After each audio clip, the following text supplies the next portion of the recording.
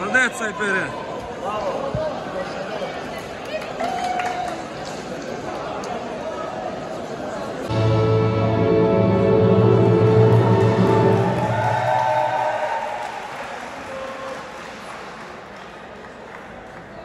Турнир тууралуу, турнирге болгон даярдыктар жөнүндө кыскача айтсаң.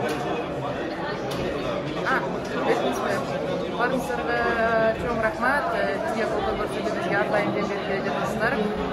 Мен ислам оюндарына экинчи рет катышып жатам. Биринчисинде ушул Азербайжанда өткөндө коло байгенеси болуп калгам. Азыр алтын байгенеси болуп жатам.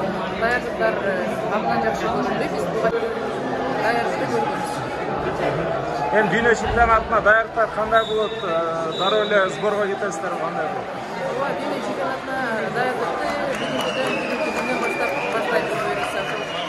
Өзүбүздүн мекенибизге барып эле Сыкөлгө кайрадан дүйнө чемпионатына даярдык кетебиз. Ийгилик, чоң рахмат.